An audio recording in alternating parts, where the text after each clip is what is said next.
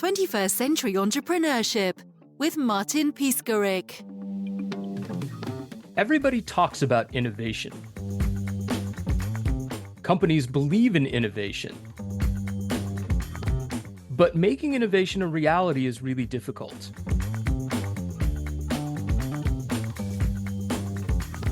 Do you ever stop to think about why innovation, which is so important, is so difficult to actually pull off within the confines of your company?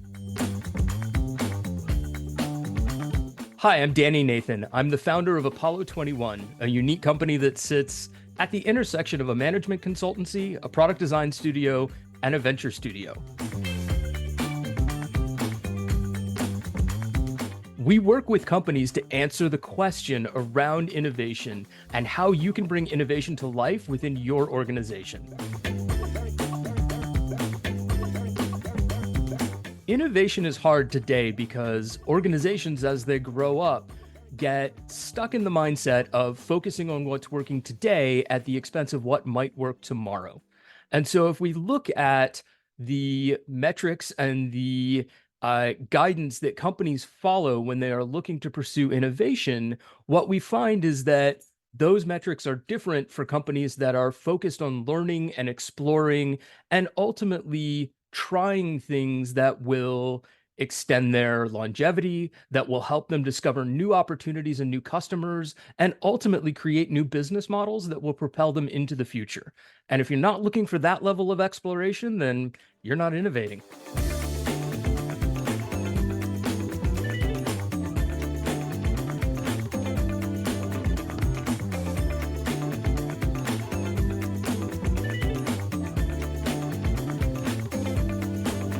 So if we dig a little deeper into this idea of innovation and what keeps companies from truly immersing themselves in an innovative landscape, you really have to look at how companies function today and what metrics they use to guide their growth.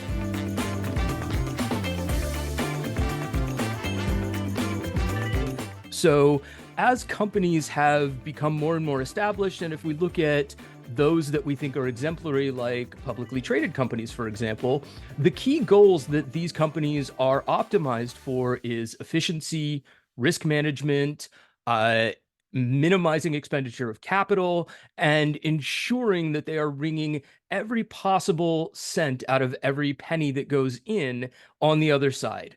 And that becomes difficult in a world of innovation because innovation requires exploration, and it is inherently a capital inefficient exercise. You are going to spend money to learn, to explore, to experiment, and to talk to customers so that you have a chance to learn about what they need, where their thoughts are going towards the future, and how your organization can create new products, new services, perhaps even new companies that adhere to that future vision that your customers have. After, I don't know, about 20 years in the innovation and technology space, I've seen this happen again and again and again.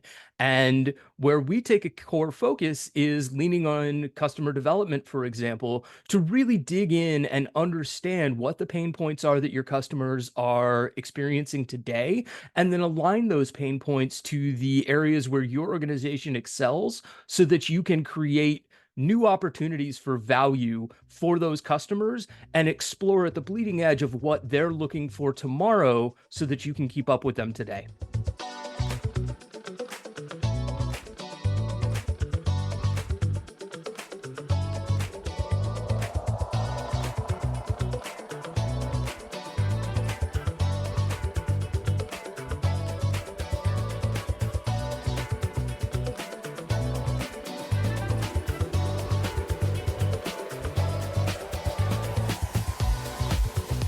So at Apollo 21, as we are looking to opportunities for innovation and helping organizations build that innovative culture and a spirit of entrepreneurial exploration, we have a core process that we follow for that. And effectively, what we are doing is using customer development to explore the opportunities, working with your team to align on what those opportunities should look like and how they align to your core business today so that the offering that we're talking about bringing to life makes sense for your company. It feels like something that you have licensed to publish and put out into the world.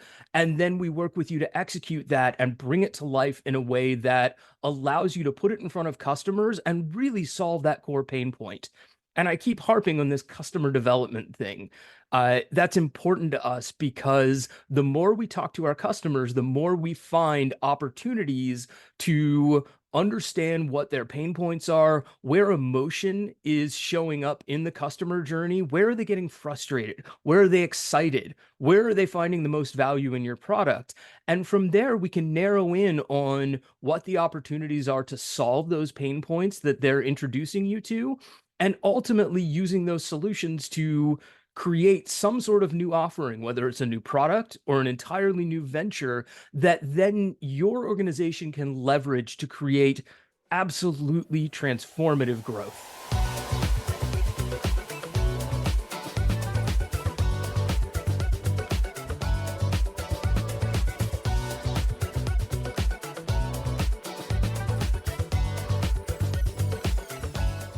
What do we mean when we talk innovation? And what do we mean when we're describing the pain points that we can discover and then solve for customers? Imagine for a moment some of your favorite modern brands. We all watch Netflix all the time. Stop and think for a moment, why didn't Blockbuster create Netflix? Were they so stuck in the world of DVDs and VHS tapes that they didn't believe that video over the internet might be something interesting and exciting for customers? There's no reason that they couldn't have. The same goes for Airbnb. Why wasn't that created by Hilton or Hyatt or the Marriott, for example?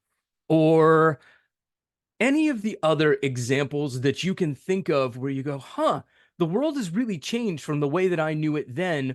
Why didn't the incumbent, why didn't the company that was really well known for solving the problem of entertainment at home or a place to stay or a ride share, for example, come up with the things that are now household names today, like Netflix and Airbnb or Uber, for example? And the reality is that as companies grow up, they become engulfed in this idea of efficiency and making sure that they are limiting risk entirely. And eventually we find that companies get to a point where they have such blinders on to the business that they are focused on today that they miss the opportunity to think about what lies just beyond that core business for tomorrow. Again, Blockbuster could have looked at the world and said, we're in the business of bringing entertainment into the home. What if the customer didn't have to come to us to pick it up? That would have been super interesting. Or if a hotel chain had said, we're in the business of giving people places to stay. Why does that place have to be one big building with a bunch of same rooms in it that you can rent for the night? Why couldn't that have been your home, for example? There's no reason. There is absolutely no reason that these companies that we know as incumbents couldn't have come up with these innovative, groundbreaking, utterly disruptive ideas. They just didn't. And so we focus a lot on helping companies look beyond what sits right in front of them to explore the possibility and expand up a level the idea of what they're doing today. Instead of we are a movie rental company, we are a entertainment at home delivery company, for example. Instead of saying we book hotel rooms, why not look at it as we give people places to stay? And it's just that simple shift in mindset that makes all the difference between a company that is truly innovative and a company that is, to put it bluntly, already dying.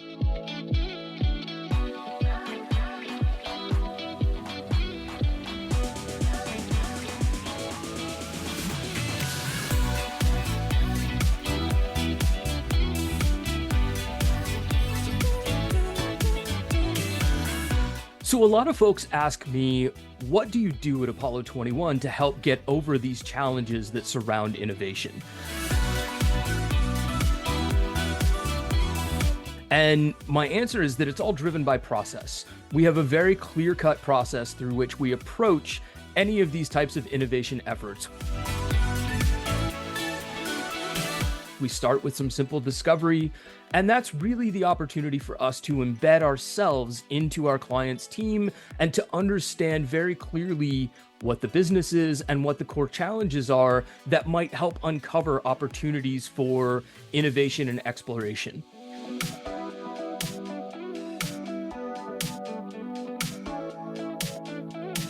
From there, we focus, as I mentioned, very heavily on customer development. We want to talk to the customers and the key stakeholders that exist within your ecosystem so that we can mine them for opportunities where we can discover those pain points and those moments of emotion that give us hints towards what they're missing today and what we might solve for them tomorrow.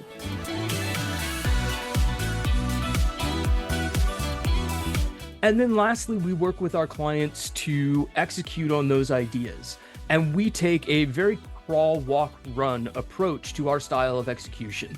We're focused heavily on finding the smallest thing that we can create alongside our partners that will drive the most value for you and your customers in the shortest period of time.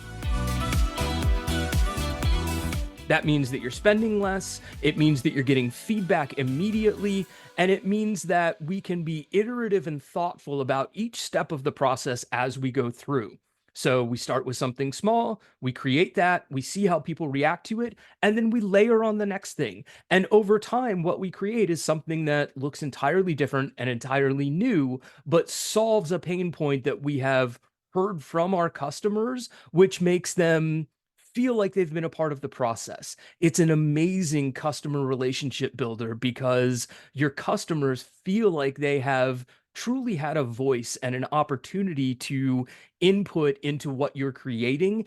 And even better, we often find that the first 10, 20, or 100 customers are already ready and waiting for that product by the time you get it built, because when you talk to them, they're so excited by the idea that somebody is listening to them, the idea that somebody is paying attention, and the idea that somebody is solving their problem that they are begging for you to release it. So instead of getting to quote unquote launch day and having to now try and find a bunch of customers that are interested in this new solution, they're already waiting for it.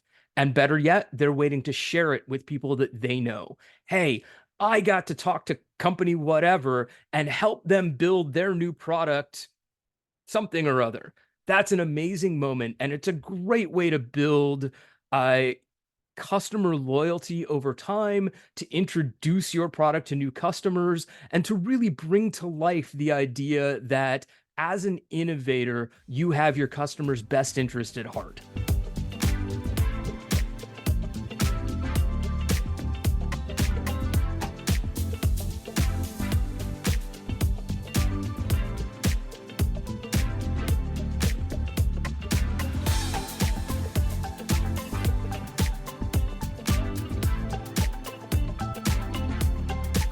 People ask me often how I ended up in this world. I started my first company back in 2012. I built it with my then girlfriend, now wife, and it was already starting out a contrarian view of the world. Online dating was becoming a thing. We met online and ultimately decided to start a company together that asked the question, well, if online dating is successful and you're now in a relationship, what happens next? And that was the start of my entrepreneurial journey. I have been focused on startups and entrepreneurship and venture building ever since that first try. And let me be clear, it was a miserable failure, but failure is something that's important. And it's something that I believe in strongly. I have a personal mantra that is fail beautifully.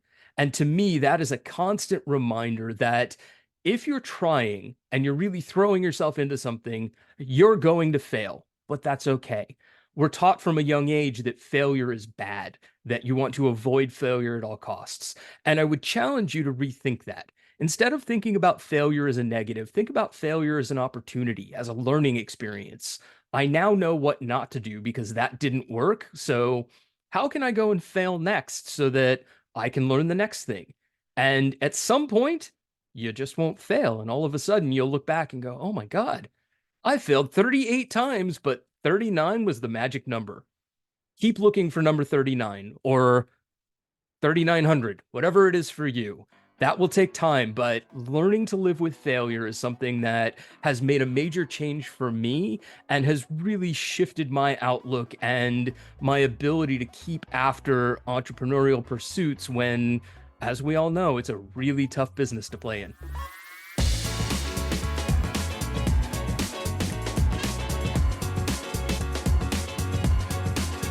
So if any of this is resonating for you and you'd like to learn more, I would highly encourage you to visit our website. It's Apollo21, the number 2, the number 1.io. We have a huge collection of case studies that show exactly how we have put these practices into action and the results that have come from them. We've done work across a huge variety of clients, so there's a high likelihood that you'll find something that's interesting there.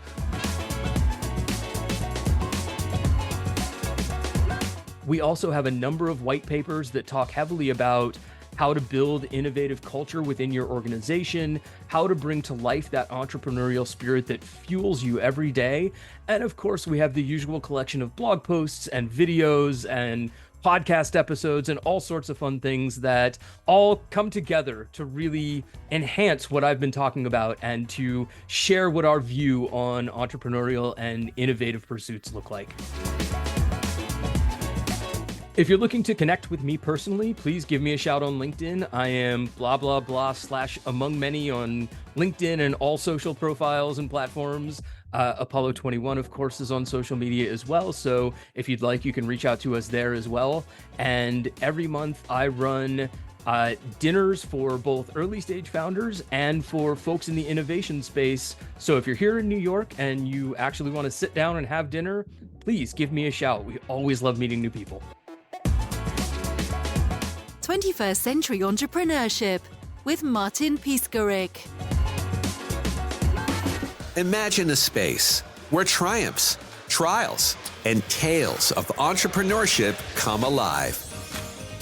Welcome to the 21st Century Entrepreneurship Podcast, a gold awarded journey hosted by Martin Piskarik, connecting with listeners in 95 countries and ranking in the top 0.5% of all podcasts. Join our exclusive community, elevate your perspective, and embark on the path to success.